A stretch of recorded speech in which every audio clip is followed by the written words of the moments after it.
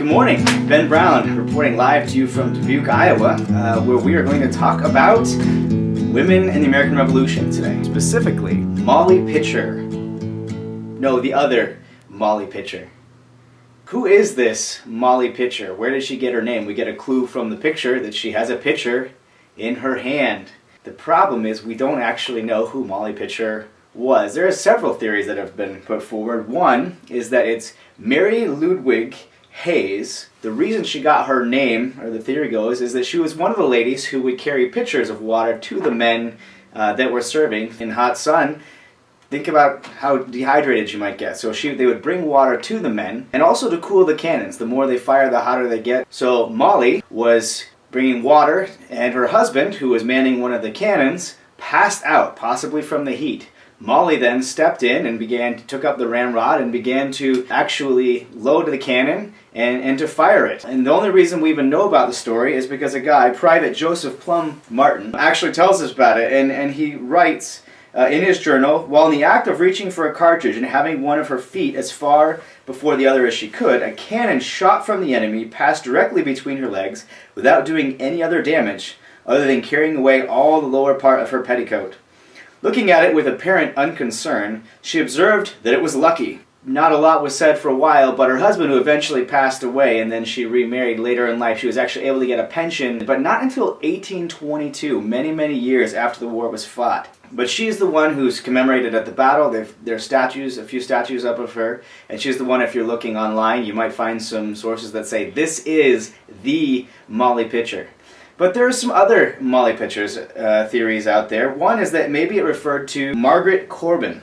Margaret Corbin fought in several battles, but she fought with her husband at Fort Washington, where her husband, John Corbin, was killed in action. She immediately took up his musket and began to fight against the enemy. As she was fighting, she ended up being shot herself, hit with grapevine from a cannon, and had her arm nearly taken off. And later, because of her service and at the insistence of some Pennsylvania officers who served with her and saw how she contributed to their unit, she was also given a pension. Then we have the famous Deborah Sampson. Deborah, right, the Mulan of her day, disguises herself as a male and goes into battle, and for several years is able to conceal her identity, even going so far as to remove some bullets herself so that she's not caught. But eventually she does get sick, and a doctor discovers that she is a female, and she is honorably discharged because of her faithful service through her time in the military. Paul Revere later actually wrote in Congresses and said, could you grant her a pension? And the evidence he cited was that she had gone back to her more traditional role as a female. That was an important part in that Republican society right after the war.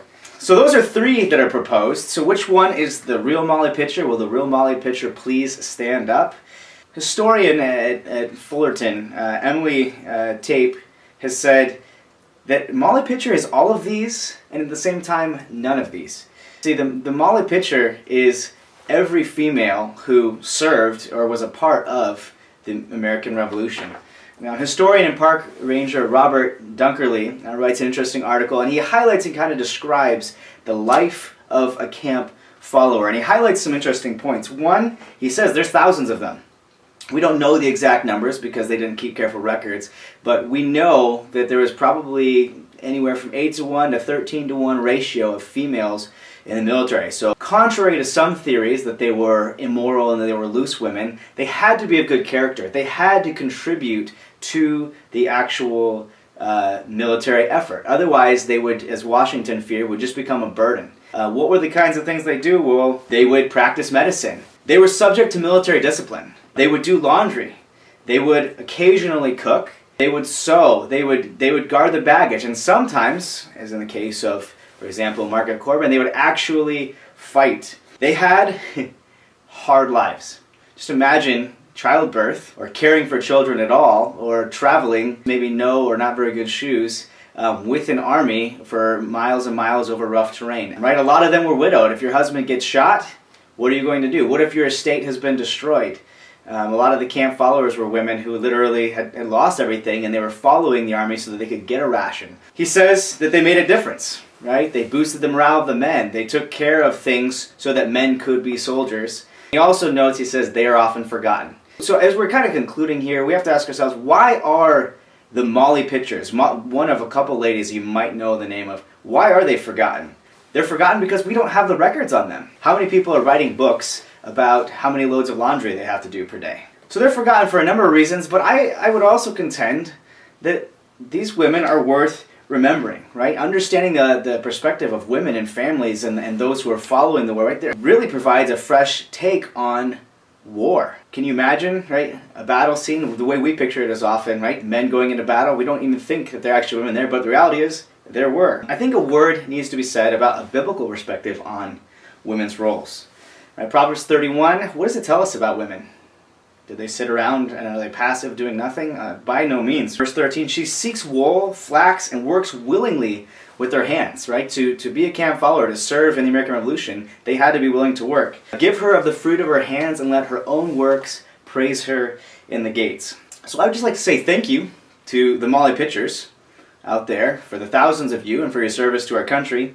And thank you to the Carrie Browns and the Elena Kearns, that would be my wife and my editor's wife, for your faithful service at home, in the real trenches, where you're slugging it out day after day with our children.